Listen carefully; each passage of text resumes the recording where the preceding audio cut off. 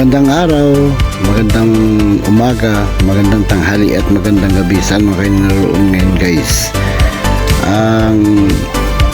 Andito tayo ngayon guys sa EDSA. Update tayo sa rally na ginanap, speak up ng mga taong bayan. Samahan niyo ako guys. Kung napansin niyo ngayon guys, maulan at wala pa yung mga kasamahan dahil sa umuulan at araw ngayon ng linggo. So mamaya maya magdating na yung mga tao na yan, mga kasamahan natin na mga nag-speak up. BP Sara Duterte support.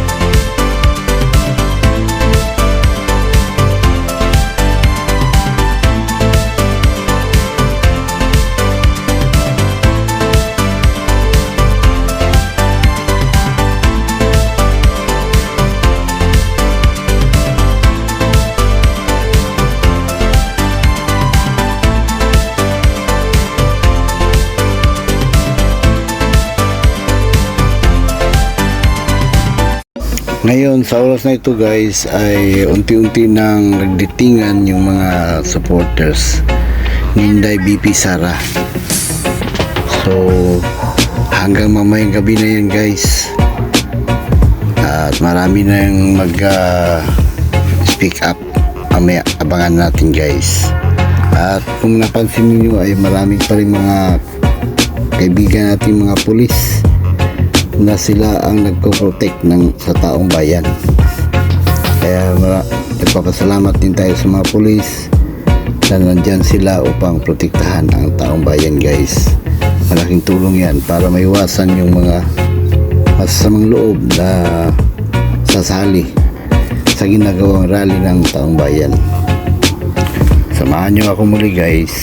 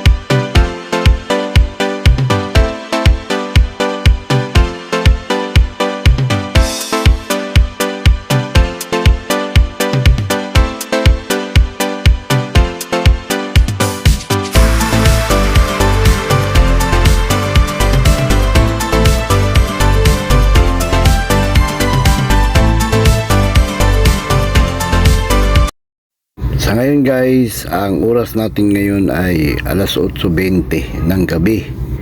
At pakinggan natin itong mga hinaing ng ating mga kababayan. Nagbayad kami ng plane ticket namin! Yun! Andito kami sa EDSA! Kayo na sa NCR! Bakit wala kayo dito? Na hindi kayo sasakay ng Ilocano! Bakit kayo na kayo sa amin? Andito lang kayo! Naman tayo. Isang sakay lang ng jeep! Isang sakay lang ng taxi! Isang sakay lang ng motor! Ayaw nyo bang pumunta rito? Natakalapit! Yes. Kanina nagsasalita yung isang IPs! Hindi kayo naawa, galing pa yun sa malayong lugar sa Mindanao! Pumunta rito, walang matulugan! Pero nandito siya dahil gusto niyang pagbabago sa bayan natin! Tayo ay may concern dahil ang ninanakaw ay taong perang bayan!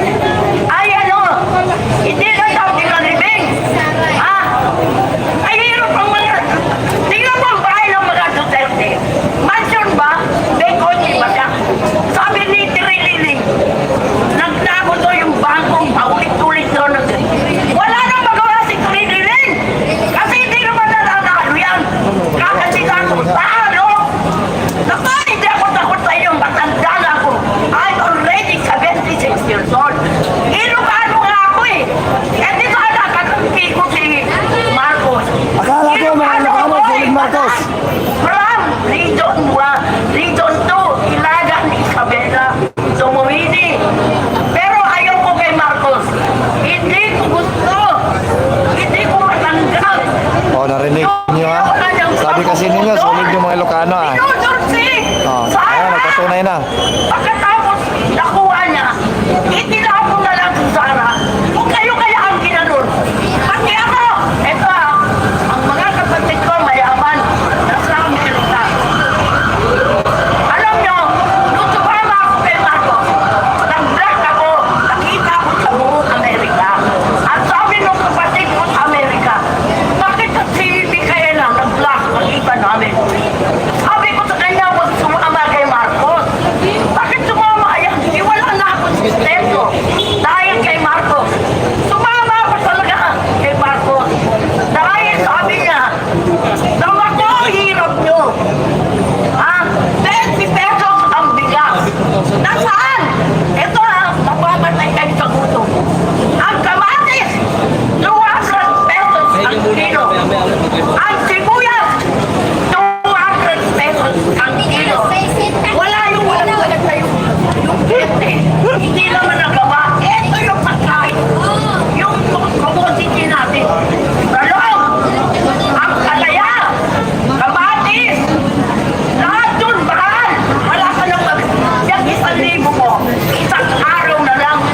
Araw-araw tumataas ang bilihin. Inaaway ko na yung palengke. Bakit mahal na naman? Tumaas na naman yung Meralco. Ay, yung Meralco. Mahal ang presyo. Kailangan kami. Palagansya naman niya, palagansya. Yan lahat nila may commission yan. Yan sa Meralco. Ang mahal ng Meralco. Alam nyo, kawala tayo. Pag hindi pa kayo pumunta rito at magsalita at yan si Marcos. Na lang utang sana siya. Umalis. Total, hindi naman tayo nakakaawa na. Ang Pilipino, nakukutom na. Wala na pag-hindi. Ano pa gagawin mo? Sasabihin, ipagbaba ang presyo. Nasaan? Hindi na ako takot mamatay. Nag-assist na ako eh. Ano pang matakot ng mamatay? Wala na. Kaya kayong mayayaman, kayong mga tao, dapat mag-isip-isip kayo. Wala na ang kwenta ang buhay natin. Ang sweldo nyo, bayad sa bahay, ilaw, tubig, lahat. Eh ano mangyayari? Mahal ang bilihin. Kaya anak ko, araw-araw, sinasabi ko, ikaw, kayo, kaya kung iyan, si Marcos, ninudol niya ang mga Duterte para manalo siya presidente. Ilan ang boto ni Sara? 32 million! Siya! Ilang boto niya? 31! Baka hindi pa yun ang totoo eh. Oh. Eh di sana, si Sara, hindi sumama kay Marcos. At siya ang kumandidato. Siya na ngayon ang presidente natin. Eh ayaw nga nung kami. Hindi ayaw. Ayaw niya, nakulang na lang siya. Nagpala ba siya, no? Sabi ni Panas Bay. Hindi Duterte. Nagpala po. Sino nagpala? Ewan, hindi iba ro nagpala. Kaya hindi alam nung ama. Kaya masakit, pati ito na. Yung Kibuloy. Yung Kibuloy. Alam nyo yung Kibuloy? SMNI. Hindi nyo ba alam si Kibuloy at tumulong kay Marcos? Lahat ng kumpanya niya, libre. Libre ano? Libre sa pinupuntahan. Dahil SMNI. Pinudol niya si Kibuloy. Ito ngayon, ito. Kaya si Ortevero siya, yabang yan eh. Gusto ko yan makaharap. Alam mo wala namang ginawa. Wala silang resibo. Wala silang ginawa sa Pilipinas.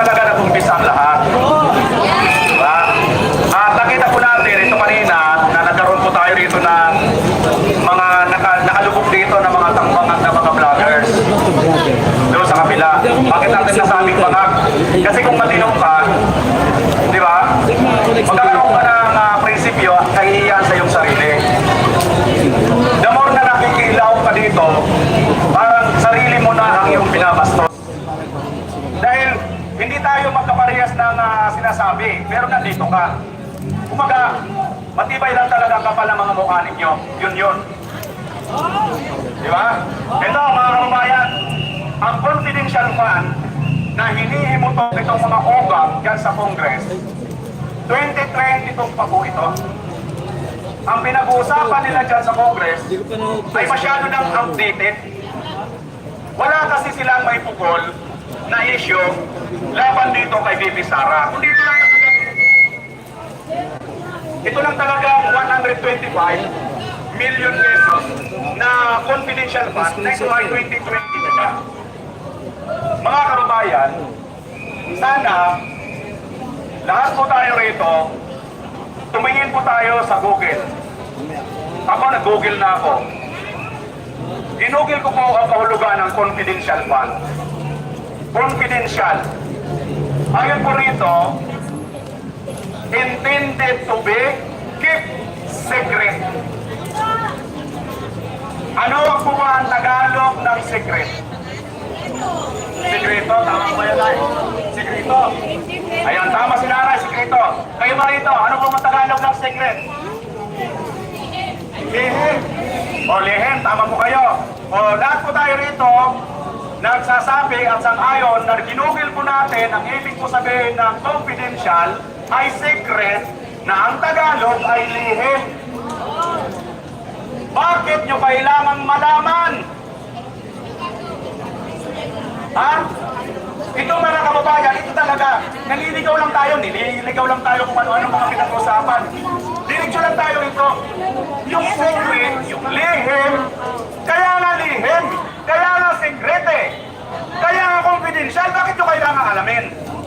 Manawagag ba kayo? Ha? Tanggapin nyo muna, ugag kayo para maniwala kami na ang secret ay dapat na palang malaman. Kung ang secret para sa inyong kahulugan ay dapat malaman, ano ang secret sa inyo? Ano ba ang secret? Sekreto nga eh, lihim nga eh. Diba? Ito mga kababayan, kaya nga ako, hindi ako kinakabahan. Kahit sino pa mga bangat sa mga supporters at mga vloggers ang umarang sa atin sa debate, ito lang, huwag na tayo lumayo. Yung confidential na lang, i-google na lang natin. Wala naman. Kaya no, lahat naman tayo halos may mga hawak na cellphone eh. Kaya no, confidential, intended to keep secret. Paano mga bubo kasi? Ibig sabihin, ito ay tuloy-tuloy na lihim. Hindi nyo dapat sinapakilaman kung hindi kayo nagdamakmak ng mga gago. Inarbat na lang po nyo. Nag-uupos lang kayo ng pera dyan sa Kongreso. Sinasayang nyo lang ang pera ng bayan. Palibasa, wala kayong gamit sa mga taxpayer. Lalong-lalo na ang ating mga kababayan, mga OFW, na kinukuba sa pagkukuskus ng mga idinuro sa ibang bansa. At ito pa ang masakit. Ang ating mga kababayan OFW na kapituring natin, buhay na bayani. Iniiwan nila ang kanilang pamilya, mga anak, maghahanap buhay nun sa ibang bansa para sa kinabukasan ng kanilang mga anak. Nahahati kayo ng kanilang kalooban sapagkat ang kanilang mga anak sa naglipala ngayong globa sa ating bansa, o kapag uwi, huwag naman sana mangyari. Kung hindi pariwara, biktima na ang kanilang mga anak nitong mga drug addict. Yan po ang realidad na napakasakit na katotohanan. And yet, walang malinaw na programa at walang malinaw na ipinapakitang magandang proyekto para sa ating mga kababayan OFW na kung hindi dahil sa kanila, bagsak na ang ating bansa. Yan mga kababayan, ang tunay na isyu na dapat po natin ulit-ulitin. Huwag po tayong magsasawa. Sapagkat ito po kanilang pinupuksan ay bariya lang po ito sa bilyon-bilyon na nilulustay itong Tambaluslos at ang kanyang mga lipuris. Ano yung sabi ng isang kongresista? Huwag tayo magbabanggit ang pangalan. Sabi niya, Kalakasan sir, palakan sir po. Sa mga hindi pa nakapag-subscribe sa ating channel guys, Kaya please like, dahil sa speak. share, and subscribe. Kaya mayroong Hanggang dito na lang guys, at kita-kita tayo sa sunod na vlog. Tuloy-tuloy lang tayo guys dito sa ginagawang rally, at update natin yan ang lahat ng kaganapan. Support BP Sara.